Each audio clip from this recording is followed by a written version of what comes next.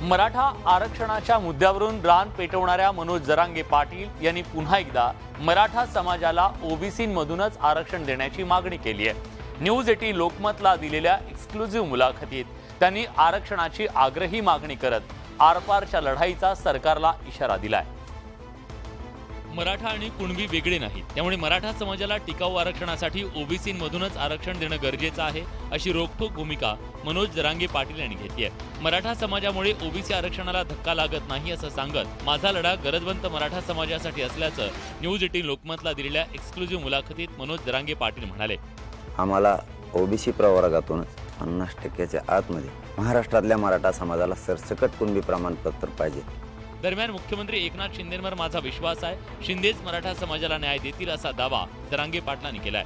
निर्णय घेण्याची क्षमता आहे आणि या शब्दाला त्यांनी मराठा समाजाच्या मनामनात आहे की शिंदे साहेबच मराठा समाजाला आरक्षण देऊ शकतात। भुजबळांवर आपला वैयक्तिक राग नाही, मात्र भुजबळांच्या भूमिकेला विरोध असल्याचं जरांगे पाटील म्हणाले। ते विचाराला विरोध आहे, ते राहणार याच्यासाठी त्यांनी बोलणं बंद करावं, त्यांचं आमचं शत्रुत्व नाहीये। जरांगे पाटलांनी सरकारला दिलेला वेळ आता संपत आलाय। मराठा समाज जरांगे पाटलांच्या पाठीशी एकवटलाय, त्यामुळे जरांगे पाटलांच्या मागण्यांबाबत निर्णय घेण्यासाठी सरकारवर दबाव वाढतोय हे नक्की। राष्ट्रवादी काँग्रेसचे अध्यक्ष शरद पवार ओबीसी असल्याचा दावा राष्ट्रीय ओबीसी महासंघाचे अध्यक्ष बबनराव तायवाडेंनी केलाय। शरद पवार आणि सुप्रिया सुळे ओबीसी असल्याचे मेसेज सोशल मीडियावर व्हायरल झाले, परिणामी आता नवं राजकारण पेटलंय। शरद पवार आणि सुप्रिया सुळे यांचा हा बायोडेटा चांगलाच व्हायरल झालाय। दोघांच्याही बायोडेटात कास्टची नोंद ओबीसी असल्याचं पाहायला मिळतंय। मराठा स्ट्रॉंगमॅन अशी राष्ट्रीय पातळीवर ओळख असलेले शरद पवार ओबीसी असल्याचा मेसेज व्हायरल झाल्यानं एकच चर्चा सुरू झाली। शरद पवार ओबीसी असल्यानं त्यांना ओबीसींचे प्रश्न सोडवण्यासाठी पुढाकार घेण्याचं आवाहन बबनराव तायवाडे यांनी केलंय। आदरणीय शरद पवार साहेब असो, सुप्रियाताई सुळे असो, अजितदादा असो, या सर्वांच्या बायोडाटामध्ये ओबीसी लिहिलेलं आहे। शरद पवार हे कायमच ओबीसी समाजाबरोबर आहेत। त्यांचं जात प्रमाणपत्र काय मला माहीत नाही, ते मराठा आहेत। राज्यात आरक्षणाचा मुद्दा पेटलेला असताना व्हायरल झालेल्या मेसेजमुळे उलटसुलट चर्चा झाली नसती तरच नवल। आरक्षणाच्या मुद्द्यावर सरकारकडून सकारात्मक पावलं उचलली जात आहेत। अशा वेळी शरद पवारांबाबत मेसेज व्हायरल करून विषयाला नाहक कलाटणी देण्याचा तर हा डाव नाही ना, अशी शक्यता नाकारता येत नाही। उद्धव ठाकरेंवर आरोप करण्याच्या प्रयत्नात नीलम गोरेंचं नाव घेणं हे भाजप आमदार नितेश राणेंच्या अंगलट आल्याचं पाहायला मिळतंय। राणेंच्या विधानावर नीलम गोरेंनी पलटवार केला, पण या प्रकरणी शिवसेना आमदारांनी मुख्यमंत्र्यांकडे राणेंची तक्रार केल्यानं हा वाद वाढण्याची शक्यता आहे। माजी पोलीस आयुक्त मीरा बोरवणकर यांचा हवाला देत भाजप आमदार नितेश राणे यांनी उद्धव ठाकरेंवर निशाणा साधताना नीलम गोरेंवर आरोप केला होता। आता राणेंच्या आरोपांना नीलम गोरेंनीही जोरदार प्रत्युत्तर दिले, तर याबाबत शिवसेनेच्या आमदारांनी थेट मुख्यमंत्री शिंदे यांच्याकडे तक्रार केल्याचं कळतंय। ठाकरेंवर टीका करण्याच्या नादात नीलम गोरेच लक्ष झाल्यानं हे प्रकरण राणेंवर बुमरँग झाल्याचं दिसतंय। त्यामुळे आता 24 तासात नितेश राणेंनी घुमजाव केल्याचं पाहायला मिळतंय। तो खटला सरकारने तो रद्द केलेला आहे। त्या संदर्भामध्ये काही भाष्य केलं असेल कोणी, तर त्याची मला तरी दखल घ्यावीशी वाटत नाही। नीलम गोरे ताईंना सांगेल की आता उद्धवजी बरोबर तुम्ही नाही आहात, आमचा आरोप उद्धवजी ठाकरेवर आहे। एकंदरीत नितेश राणे प्रत्येक प्रकरणात ठाकरेंना ओढत त्यांना टार्गेट करण्याचा प्रयत्न करतात, पण यावेळच्या राणेंच्या टीकेनं महायुतीत भांडण लागल्याचं दिसतंय। मनसे अध्यक्ष राज ठाकरे यांनी सत्ताधाऱ्यांवर पुन्हा एकदा जोरदार निशाणा साधलाय। मुंबई, ठाणे, कल्याण, डोंबिवली इथल्या पदाधिकाऱ्यांसाठी मनसेचं शिबिर आयोजित करण्यात आलं होतं। त्यावेळी राज ठाकरेंनी आपल्या ठाकरे शैलीत टीका करत सत्ताधाऱ्यांना फैलावर घेतलं। राज्यातील सध्याच्या राजकारणावर राज ठाकरेंनी फटकारे ओढले। शिवसेना आणि राष्ट्रवादीतल्या बंडानंतर महाराष्ट्रात निर्माण झालेल्या राजकीय परिस्थितीवर राज ठाकरेंनी परखड भाष्य केलंय। मला असं वाटतं जगाच्या पाठीवरती महाराष्ट्र हे एकमेव राज्य असेल की एकच पक्ष आहे, खरं तर दोन पक्ष, त्यातला अर्धा पक्ष सत्तेत आहे, अर्धा पक्ष बाहेर आहे। 2 दिवसांपूर्वी चिपळूणमध्ये पुलाचा गर्डर कोसळला, हाच मुद्दा उपस्थित करत राज यांनी सत्ताधाऱ्यांना लक्ष केलंय। काय पण ब्रिजेस बांधतायत, काय फ्लावर्स बांधतायत, लोकांची चिंताच नाही कोणाला। मतदानाच्या दिवशी फक्त जिवंत राहा, मतदान करा, तिथेच मेलात तरी चालेल। मी आतून धुमसतोय, योग्य वेळी सगळं बाहेर काढेन असं म्हणत सत्ताधाऱ्यांना राज यांनी गर्भित इशारा दिलाय. काय आतमध्ये माझ्या ज्या धुमस आहेत ना गोष्टी, योग्य वेळी बाहेर काढीन ते. आपल्या इंजिनाची वाफ आहे ना जी, ती बाहेर काढीन ती. नाही चटके बसले ना ना त्या गोष्टींचे. पदवीधर निवडणुकीसाठी उमेदवार अशिक्षित असला तरी चालेल, पण पदवीधरच हवेत ही मोठी विटंबना असल्याचा टोला राज ठाकरेंनी लगावला. मुंबई गोवा महामार्गावरील चिपळूणमधल्या बहादूर शेख नाक्यात उड्डाणपुलाचा गर्डर कोसळल्यानंतर राजकीय आरोप प्रत्यारोपांना सुरुवात झाली आहे. त्यातच मनसेने लावलेल्या एका बॅनरमुळे हा वाद आणखी पेटण्याची चिन्ह आहे. चिपळूणमध्ये कोसळलेल्या उड्डाणपुलावरून राजकीय आरोप प्रत्यारोप सुरू झाले. या पुलाला गडकरी पूल असं संबोधत मनसेनं नितीन गडकरी यांनाच लक्ष केलं. हा वाद विकोपाला जाऊ नये यासाठी शेवटी चिपळूण पोलिसांनी हा बॅनर हटवला. तर या प्रकरणी भाजपनं पोलीस ठाण्यात तक्रार दाखल केली आहे. या दुर्घटनेची पाहणी करण्यासाठी आलेले पालकमंत्री उदय सामंत यांनी बॅनरबाजीच्या प्रश्नाला बगल दिली. जे व्यंगचित्र काढून लोकांचं मनोरंजन करायचं आहे अशा लोकांना उत्तर देण्यासाठी मी आलेलो नाही, मला लोकांना न्याय द्यायचा आहे असं ते म्हणाले. मात्र मुंबई गोवा महामार्ग नितीन गडकरी यांना बदनाम करणारा ठरलाय हे बोलायला ते विसरले नाहीत. आपला हायवे जो आहे हा हायवे गडकरी साहेबांना बदनाम करणारा ठरलेला आहे. देशाच्या पातळीवर अनेक रस्ते त्यांनी केले, करोडो रुपयाची अब्जाने रुपयाची कामं केली, परंतु याच रस्त्यामध्ये अडचणीत अधिकारी देखील आलेले आहेत आणि गडकरी साहेब देखील आलेले आम्हाला सगळ्यांना माहिती आहे.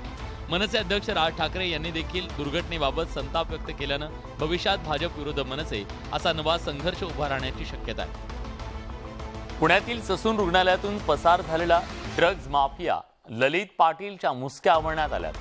मुंबई पोलिसांनी ललित पाटीलला कर्नाटकातून अटक केली. मुंबईतल्या साकीनाका पोलिसांच्या विशेष पथकानं ही कारवाई केली आहे. ललित पाटील 2 ऑक्टोबरला रात्री ससूनमधून पळून गेला होता. ललितच्या शोधासाठी 10 पथकं तयार करण्यात आली होती. पुणे पोलिसांबरोबर मुंबई पोलीस देखील त्याच्या मागावर होते. ससून रुग्णालयातून पळ काढल्यानंतर ललित पाटील अनेक दिवस नाशिकमध्येच होता. तपास यंत्रणांनी शोध कार्याला गती येताच नाशिकमधून त्यानं पळ काढला. त्यानंतर इंदूरमधून तो गेला सुरतमध्ये. त्यानंतर पुन्हा नाशिक, धुळे, छत्रपती संभाजीनगरमधून ललितनं कर्नाटकात प्रवेश केला. ड्रग्ज रॅकेटचा उपयोग करून ललित पाटील कर्नाटकात लपला होता.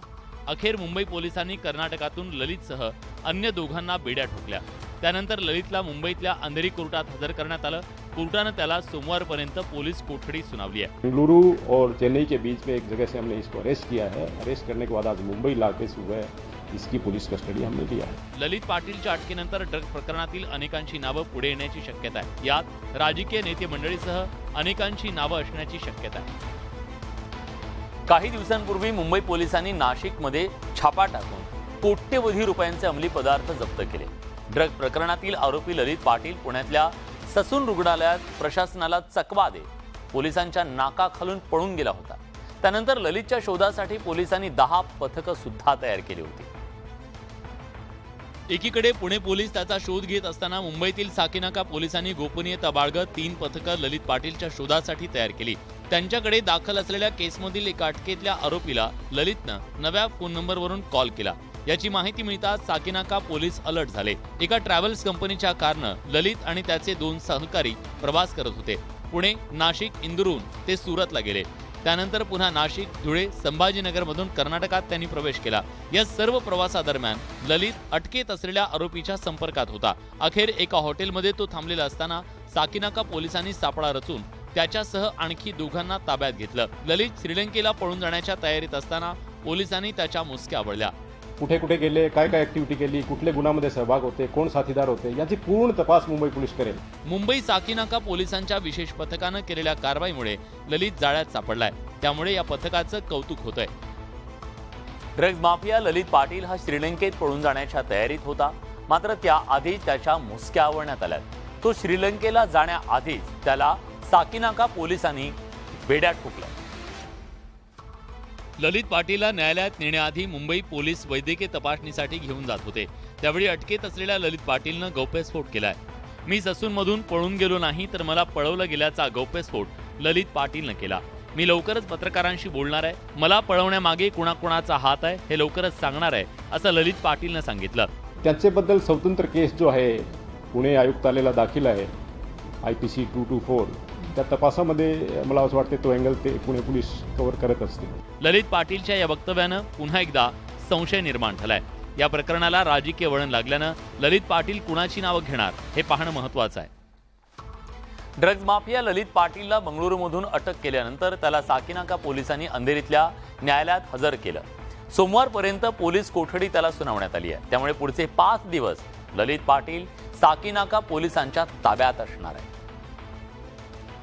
पुणे पोलिसांकडून आपल्या जीवाला धोका असल्याचा दावा ललित पाटीलकडून करण्यात आल्याचं कोर्टात उपस्थित असलेल्या एका वकिलांनी सांगितलं. ललित पाटील कुठे आणि कसा पळून गेला याबाबतची कोणतीही चर्चा कोर्टात झाली नसल्याची माहिती मिळते. ललित पाटीलनं त्याच्यावर लावण्यात आलेले सगळे आरोप न्यायालयात फेटाळून लावले. तसंच माझ्या विरोधात पुरावे नसल्याचं ललित पाटीलनं म्हटलंय. माननीय न्यायालय में बताया कि उसको पुणे पुलिस से उसके जीवन को खतरा है. यावेळी आरोपीच्या वकिलांनी न्यायालयाकडे ललित पाटीलला न्यायालयीन कोठडीत पाठवावं अशी विनंती केली. मात्र प्रकरणाचं गांभीर्य लक्षात घेऊन न्यायाधीशांनी ललितची सोमवारपर्यंत पोलीस कोठडीत रवानगी केली आहे. ड्रग्ज माफिया ललित पाटीलला तब्बल 15 दिवसानंतर अटक करण्यात आली. ललितच्या पलायनानंतर राजकीय आरोप प्रत्यारोप सुरू झाले. आता ललितच्या अटकेनंतरही राजकारण तापलंय. ललित पाटीलला अटक केल्यानंतर या प्रकरणात मंत्री दादा भुसेंचं नाव घेणाऱ्या ठाकरे गटाच्या उपनेत्या सुषमा अंधारे यांची प्रतिक्रिया समोर आली आहे. ललित पाटीलला पळवण्यात राजकीय नेते सहभागी आहेत. ललित पाटीलसह दादा भुसे आणि शंभूराज देसाई यांची नार्कोटेक्स करा अशी मागणी सुषमा अंधारेंनी केली आहे. दादा भुसे ज्यांच्या पालकमंत्रीच्या कारकिर्दीमध्ये 200-300 कोटीचा कारखाना तिकडे उभा राहिला, एक्साईज मिनिस्टर शंभूराजे देसाई यांची सुद्धा नार्कोटेक्स झाली पाहिजे. जर हे विधान त्यांनी मागे घेतलं नाही तर ज्या कायदेशीर प्रक्रिया पुढे आहेत त्या कायदेशीर प्रक्रियेचा अवलंब मी या ठिकाणी करणार आहे. उचलायची जीभ लावायची टाळूला आणि कोणाला प्रसिद्धी करता जर असं काही करायचं असेल, प्रसिद्धी करायला अनेक त्यांना वेगवेगळे विषय आहेत. एक मोठं नेक्सस बाहेर येणार आहेत आणि अनेक बोलणाऱ्यांची तोंड बंद होणार. सुषमा अंधारेंच्या आरोपांमुळे ललित पाटील प्रकरणावरून महाराष्ट्राच्या राजकारणात महाभारत घडण्याची चिन्ह आहेत. ललित पाटीलच्या अटकेनंतर ठाकरे गटाच्या उपनेत्या सुषमा अंधारे आक्रमक झाल्या. अंधारे यांनी 2 मंत्र्यांची नावं घेतल्यानं राजकीय वातावरण तापलं. असं असताना काँग्रेसचे आमदार रवींद्र धंगेकर यांनीही एक मोठा आरोप केला.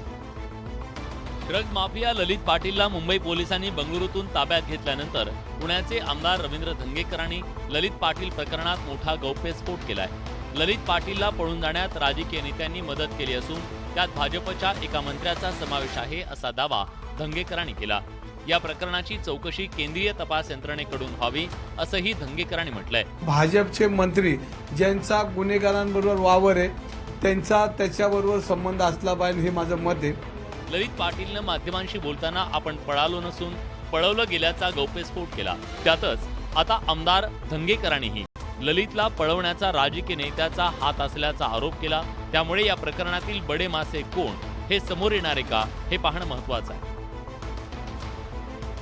एक महत्त्वाची बातमी आपल्या हाती येते सोलापुरातून. सोलापुरातल्या चिंचोळी MIDC इथल्या ड्रग्ज फॅक्टरी उघडकीस आलेली आहे. त्यानंतर आता सोलापूर ग्रामीण पोलिसांनी मोठी कारवाई केली आहे. सोलापूर पुणे राष्ट्रीय महामार्गावरील मोहोळ तालुक्यातल्या देवडी फाटा इथं पुन्हा एकदा ड्रग्ज पकडलं गेलेलं आहे आणि त्याच्याबद्दलची माहिती समोर येते. 2 आरोपींकडून 3 किलो 10 ग्रॅम इतकं 6 कोटी रुपयांचं ड्रग्ज पोलिसांनी पकडलंय. सोलापूर ग्रामीण पोलिसांना खबऱ्यामार्फत माहिती मिळाली.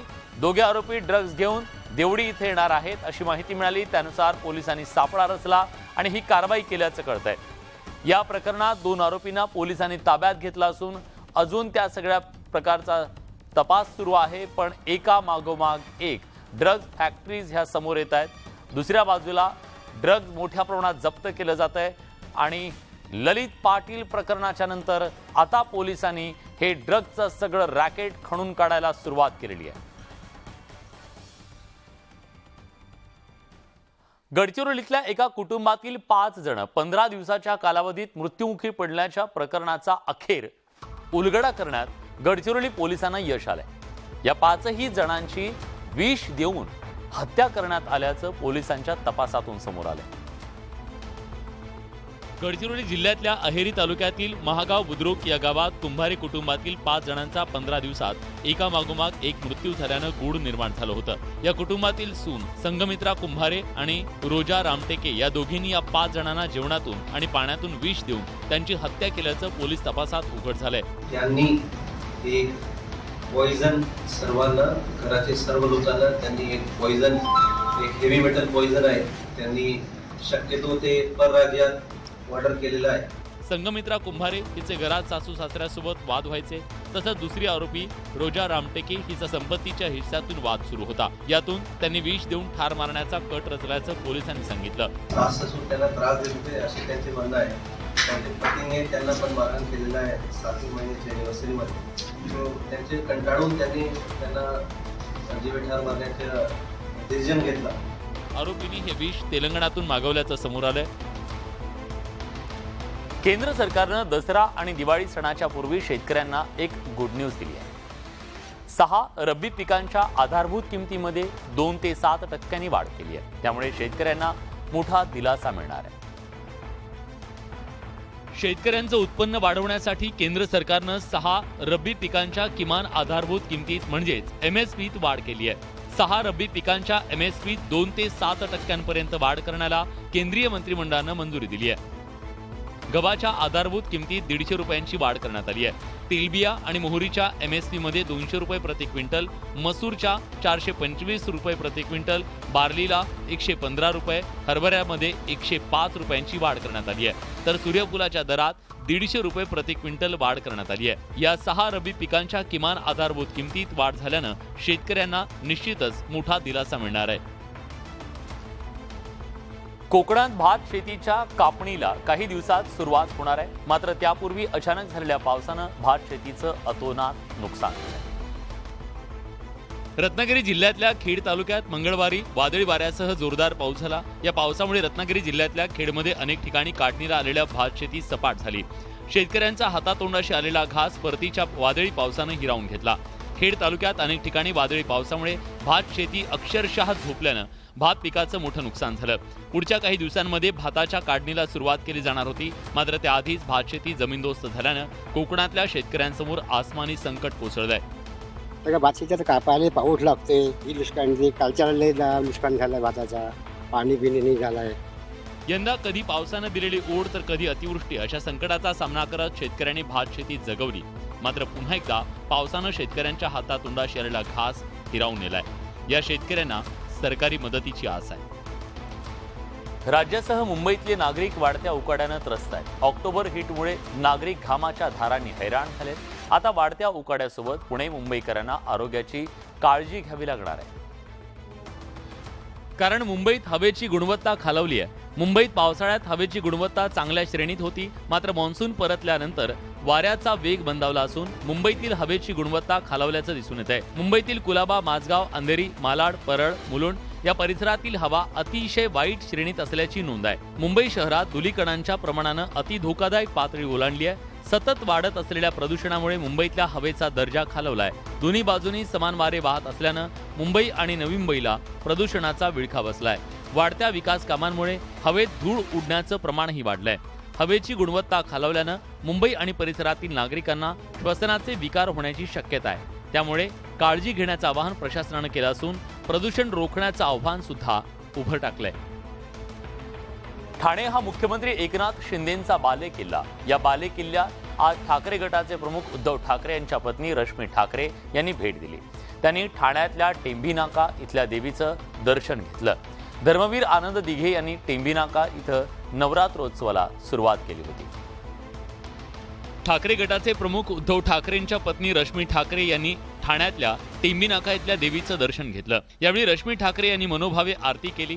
यावेळी ठाकरे गटाच्या महिला पदाधिकारी उपस्थित होत्या. ठाण्यातील ठाकरे गटाचे नेते आणि खासदार राजन विचारे यांची शिवसेना नेतेपदी निवड झाल्यानंतर त्यांनी रश्मी ठाकरेंना टेंभी नाका इथल्या देवीच्या दर्शनाचं निमंत्रण दिलं होतं. शिवसेनेतल्या फुटीनंतर गेल्या वर्षीही रश्मी ठाकरे यांनी ठाण्याला भेट देत टेंभी नाका इथल्या देवीचं दर्शन घेतलं होतं.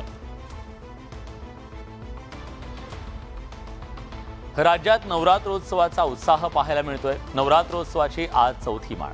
आजच्या दिवशी करवीर निवासिनी अंबाबाई देवीला शारदीय नवरात्रोत्सवात तिरुपती देवस्थानकडून मानाचा शालू प्रदान करण्यात आला.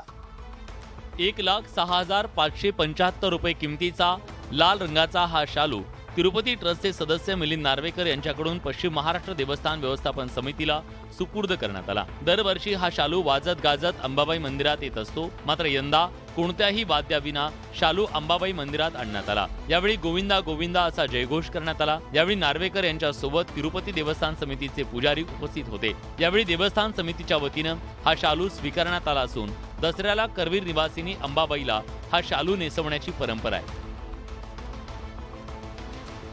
शारदीय नवरात्रोत्सवाच्या निमित्तानं आदिशक्तीचा जागर राज्यभर सुरू आहे. तुळजापूरमध्ये आई तुळजाभवानीच्या दर्शनासाठी भाविक गर्दी करत आहेत. नवरात्रोत्सवाच्या निमित्तानं तुळजाभवानी मंदिर सजलंय. नवरात्रोत्सवाच्या निमित्तानं आई तुळजाभवानीला फुलांची आरास करण्यात आली. देवीचं सिंहासन रंगीबेरंगी फुलांनी सजवण्यात आलं. देवीचा गाभारा, देवीच्या मंदिरातील भिंती, कळस सर्व बाजूनी फुलांची आरास करण्यात आली आहे. दरवर्षी पुण्यातील भाविक नवरात्रोत्सवाच्या निमित्तानं तुळजाभवानी मंदिर आणि परिसरात फुलांची आरास करत असतात. यावर्षी तुळजाभवानी मंदिरात फुलांची आरास करण्यात आली आहे. तर आई तुळजाभवानीच्या मंदिरावर विद्युत रोषणाई करण्यात आली आहे. शहाजीराजे प्रवेशद्वार ते आई तुळजाभवानीचं शिखर या सर्व बाजूने मंदिर परिसरावर विद्युत रोषणाई करण्यात आली आहे. त्यामुळे मंदिर परिसर रात्रीच्या सुमारास आकर्षक विद्युत रोषणाईनं अक्षरशः नावून निघालं. आकर्षक विद्युत रोषणाईमुळे इथे येणाऱ्या भाविकांच्या डोळ्याचं पारणं फिटतंय. तर या होत्या दिवसभरातल्या सर्व महत्त्वाच्या बातम्या, दमदार बातम्या. दमदार 10 या बुलेटिनमध्ये आपण इथेच थांबतोय. ताज्या घडामोडींसाठी बघत रहा न्यूज 18 लोकमत.